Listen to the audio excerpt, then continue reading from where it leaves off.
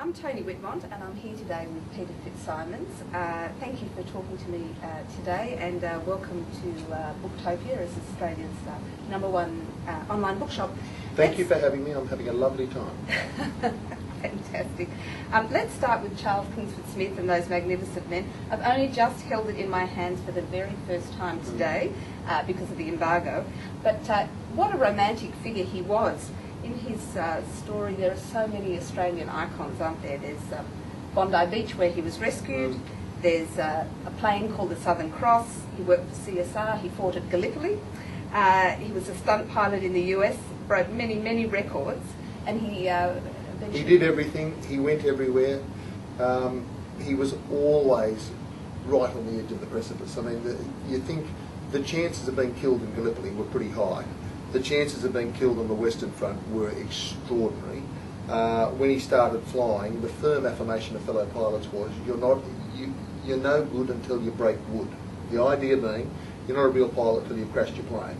And there were plenty who didn't walk away from their crashes. He was crashing them all the time, and then he pushed it to the limits, again and again and again. And one of my favourite lines, one of his crew members coming over from crossing the Pacific said, "This bloke can fly a tomato crate. You know, just put him in a crate, he'll get it in the air." He was an extraordinary pilot, an amazing man. What was it that drew you first to him initially? I suppose one thing I would say is my parents were both in their mid-40s when I was born, meaning that my parents were of a generation of my friends' grandparents' generation. And so I grew up in a house where Kingsford Smith was a name that was talked about. You know, Kokoda was talked about, Tobruk was talked about. Not a lot, but they were names that resonated with me. And I suppose if I look at the books that I have done, Nancy Waker being another, I'm sort of writing about the iconic images or the things I heard as a little boy. And my family, I'm the youngest of 7 children, 6 surviving, and my family says that when they read my books, they hear my father talking, you know, in that sense, in that language. And I'm comfortable doing 1920s, 1930s, 1940s, First World War stuff, because somehow that throws to my parents' generation, which I'm familiar with and I love. And you do have, I can understand all of that, but I think what's very special about your books is how you are able to take us with you on that journey, where you take something that may be an iconic episode in Australian history, but your books don't read like history, they read like fiction. I have told this story many times, but if you'll forgive, I'll tell one more time. I always loved writing, so from the first moment I was published in the Sydney Morning Herald, couldn't say exactly, but I think it was March 25th, 1996. And, you know, bang, that was game over, that is all I want to do. Okay, I want to write, and I've since done, you know, TV, radio, whatever, but my passion, what I love, is to write. And, you know, you evolve the way you write over the years and you want to get better, but in the year 2000 I came under the influence of an American writer by the name of Gary Smith, who writes for Sports Illustrated, came out to Australia to do 1 year work for the Olympics, you know, building up to the writing stories from Sydney for the Sydney 2000 Games. Anyway, he and I became very friendly, and I used to read his stuff and think, Jesus, this stuff's strong. Why is it so strong? And he explained it to me. And he explained it again and again and again and again. And the essence of what he said was to use the devices and disciplines of fiction and apply them to non-fiction, so that ideally the book will read like a novel. It won't read like a history text. So where possible, when you can, to make it work, you go into present tense. And ideally, what he was wanting, what I want, is for you, the reader, to say, I don't want to give you a telescope and say, you see that distant hilltop from 80 years ago, look way, way back, once upon a time, and use past tense and have you gaze upon it distantly. Ideally, for the reader to judge whether I do it or not, but ideally what I want to do is to put you on the hilltop. And you know, what I want is for you to be in the cabin with Kingsford Smith as he takes off from San Francisco and he looks out in the wild, because he's left these accounts, you know, extraordinarily detailed accounts, as have the people with him. So you can form up what was happening at the time. Anyway, Gary Smith, he tried to teach me, and you know, again and again and again, I didn't get it. He left in disgust, more or less. He came back a year later when I was writing the book on John Eales and had just finished it. And I said, he came over for afternoon tea, and I said, look, I think you're the best sports writer in the world, you want to have a quick look? And he started reading, he said, you still don't get it, do you? Oh, He said, you you're still don't. kidding He me. said, I'm sure you did. no, that's what he said. He said, you still don't get it. He said, listen to me. You don't understand. One more time for the dummies.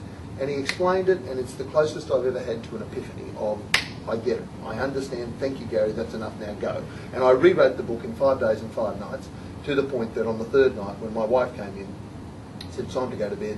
I said, I can't come now. John and I are just about to ask Lara to marry us. And we think she's going to say yes. And the idea is, ideally, to put the reader on the picnic blanket as he asked Lara to marry him. And it's fraught not with danger, but look, I get a bit of criticism for it, you know, and to which the answer is, I'm sorry, I'm hooked. I can't do it any other way. If you try to do it any other way, it's just dull.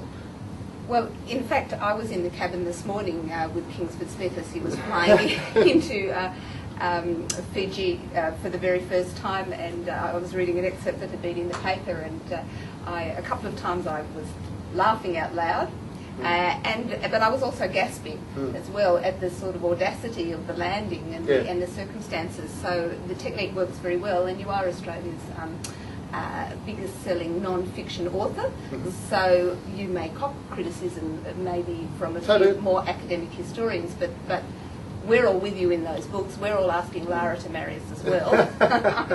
And I suppose you ask why Kingsford Smith too. Like, I get approached a fair bit about, you know, this is a good book for you, this is a good book, this is a good book.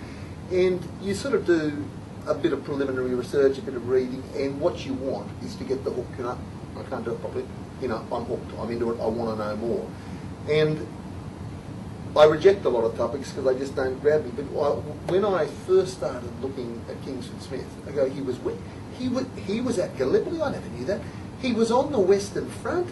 He flew against the likes of the Red Baron. This doesn't get any better. And you go on and on and on. And he did so much in such a short time. Then you have the mystery of his death. You know, you've got marriages, 2 marriages.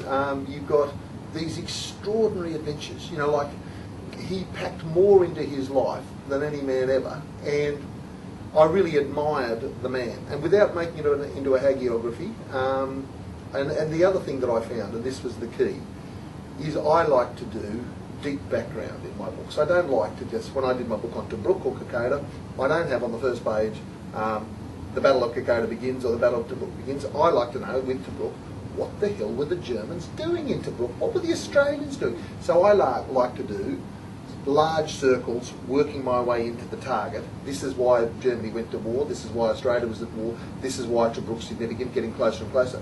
And the thing I found with Kingsford Smith, for me, I wanted to understand something about the history of aviation. And once you go into it, it's just stunning. It is an amazing story. And Australia's had a big role in the history of aviation. And I used to look, I remember a few years ago reading somewhere that there were 40,000 people that had turned up to the Brisbane Air Show. And I look at it and go, 40,000 nutters could be bothered going to the Brisbane Air Show, and I didn't understand. I didn't get the romance of aviation. And when I started writing this and researching this, I love it. You know, I want to go to the Brisbane Air Show because it's a fantastic thing.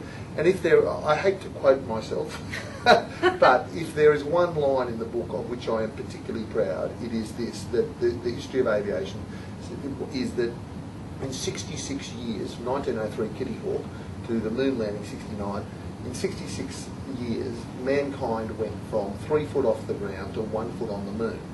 And it is amazing. I mean, you think of that trajectory, it is just a stunning story. And it's peopled by amazing characters, you know, not just Kingsford Smith. The Lindbergh story is a killer story. Lawrence Hargrave, the Australian, who basically established the principles of flight, that you need the curved wing with air flowing over it.